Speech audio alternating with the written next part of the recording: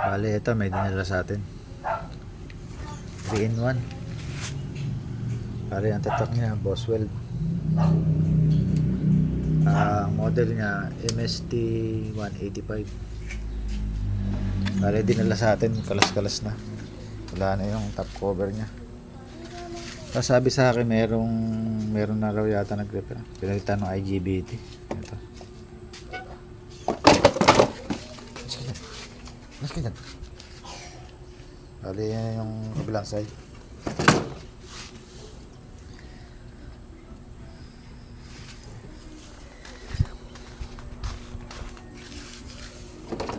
Ay, ang una kong gagawin, kakalasin ko muna ito yung yung board natin. Wala na rin tornilyo sa ilalim. Matanggal na. Bali, checking ko muna rito sa may IGBT niya kung bakit pinalitan. Kalasin ko muna. Ito, bali na-remove ko na siya. Bali may napansin kagad ako ditong may problema. Ayun, putok. Kailangan tanggalin ko muna to. Tapos tatanggalin ko rin yung IGBT na pinalitan nila. Ang nakalagay 60 B60. Ayan. Kalasin ko lang.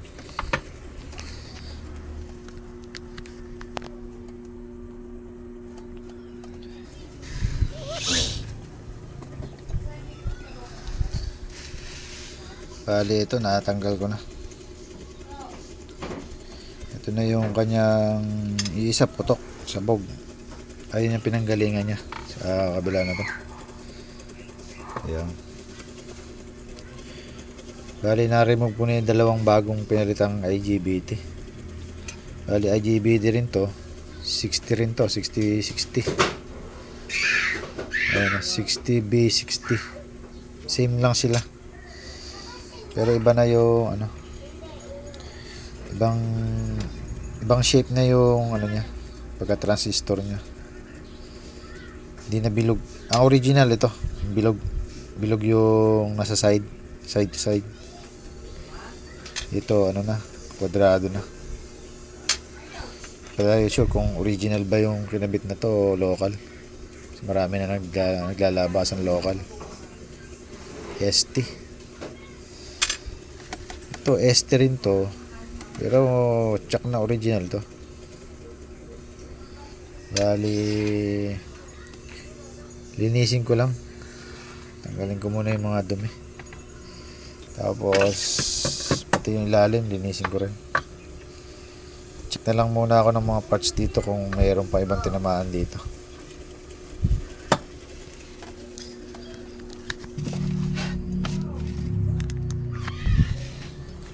Bali, ito.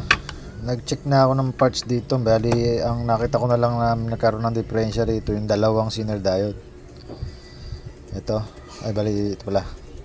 Ito. Saka dito sa dulo. Bali, tester natin. Napakalikot ng kamay Bali, mo. yung unang diode, ito. Wala siya. Itong pangalawa, ayan, may buzzer siya. Bali, ito baliktaran. Tapos din sa dulo, ganun din. Ikot ko ulit.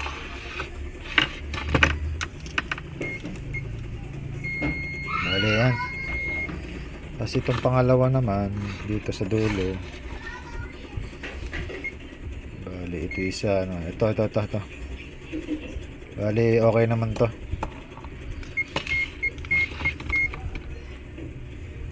Ayan. Bali, okay. Itong sa una, saka ito, okay. Dito lang, hindi. Left side. Bali, yan. Bali, kalasin ko lang yung diode, Zener diode. Mapalitan. Tapos sa mga resistor saka sa transistor nya, okay naman. Bali, tanggalin ko lang.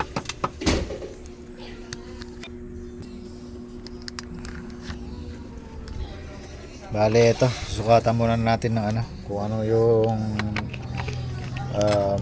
voltage ng ano, ng Zener diode.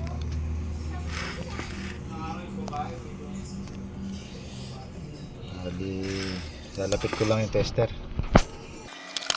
Bali, ni-remove ko muna siya sa dalawang pin para matester ko kung ano yung voltahe ng ano. Bali, ito, start na natin. Bali, ayan, lumabas 18 volts, 18.1.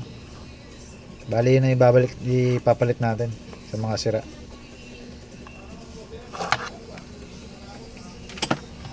Bali, meron na akong pamalit dito. Bali, ang size niya 0.5 watts. Bali, half watts to. 1206. Yan. Same size lang siya nung tatanggalin ko. Bali, meron tayong available 18 volts. Bali, kapitan ko lang.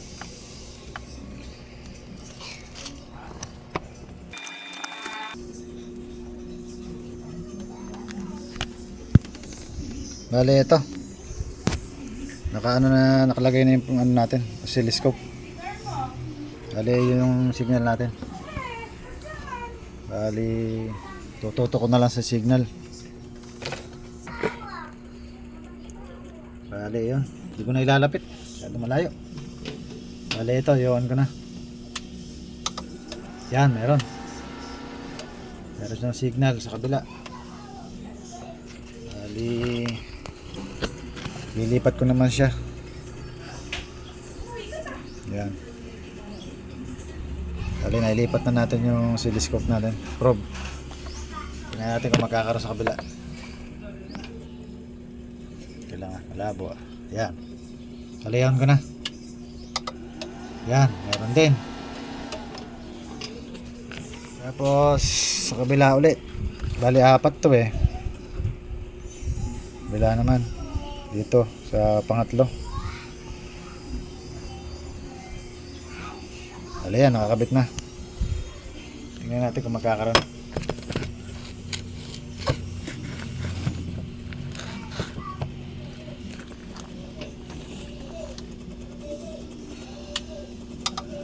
Yan, meron din.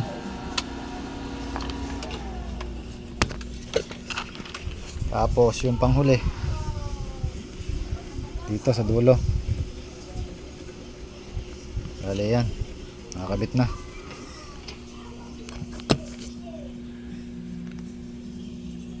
Ayawan ko na ulit. Yun, meron. Bali, okay lahat yung channel na ngayon. Bali, safe na natin lagyan ng ano to, ng IGBT. Bali, naikabit ko na nga pala yung Zener diode kanina. Ayan. Bali, dalawa lang naman ang shorted. Bali, yung unang gumawa nito, hindi siguro napansin na sunog yung dalawang IGBT niya. Tapos kinabitan pa niya ng IGBT na hindi tinignan yung Zener diode kung sira. Bali, sa ibang parts wala naman ako nakitang sira. Bukod dun sa Zener diode niya na nakakabit. Bali, kabitan ko lang ng ano, ng IGBT para ma-check ko kung working. Bali, ito meron akong pamalit. Bali, ito yung tatak ng papalit ko. 60 and 60 SL. So, medyo matagal-tagal ko na rin ginagamit yung ganitong IGBT. Pero hindi naman ako nasisiraan basta-basta. Nagyayabang ka na naman. Bali, yan. Medyo pricey lang siya. Pero pang matagalan naman. Bali, kabit ko lang. Bali, apat siya. Ito, naisalpa ko na lahat, pati yung mga pyesa. Bali, naka-plug in na to sa protection bulb natin. I-on na lang natin dito sa welding. Tapos Subukan natin adjust dito. Saka tingnan natin kung meron ng ano sa ano niya, sa may output niya. Ano sabi mo? Bali yun na natin. Bali yan, nag-on na. Tingnan natin, lagay natin muna sa ARC MMA. Yan, nakalagay na. Bali na-adjust naman lahat. Ayan, ARC force. Tapos tingnan natin yung voltahe sa ano, multimeter natin kung meron lumalabas. Simulan natin yung bali yan. Bali ito negative, positive. Bali ito, meron naman lumalabas 42 42.76. Bali meron siya. Bali wala pa sa akin yung mga ano nito yung mga holder sa ground. Pinadala ko doon sa may-ari. Bali pagdating sa ako tetestingin. Bali yung wire natin, subukan natin kung lalabas. Bali lipat ulit natin. Lipat natin sa MIG. Ayun. Bali suotan na lang natin ng wire. Yan. Wala kasi yung pinaka ano natin kung lalabas. Ayun, malabas. Okay. Malabas naman siya. Bali kulang na lang dito. Testingin. Testingin na lang kung aandar na siya. Bali gagawa ko na lang siya ng video pag tinetesting na. Pero dito okay na.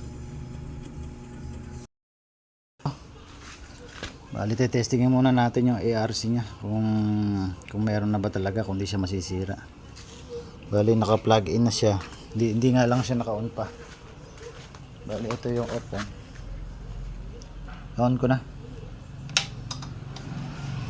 Bali ayan, maandar na siya. Napapansin po natin pagka on natin mga ilang segundo mamamatay yung blower. Yan, namatay na.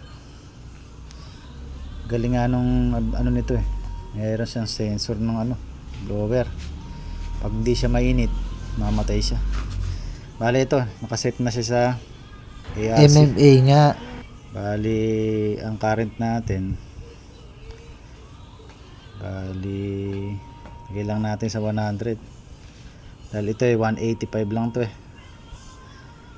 Bali dito lang natin lagay sa ano to. Yan, 4.2. Tapos naka ARC na siya. Ayan. Bali, testingin natin. Tabi dyan.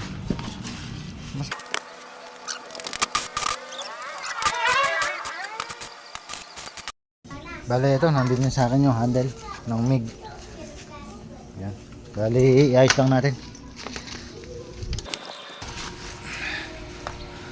Bali, ito. Set lang natin muna. Hindi man tayo marunong sa ganito pero subukan na lang natin kung aandar. Bali yan, ganda lang muna natin kung lalabas. Umiikot naman.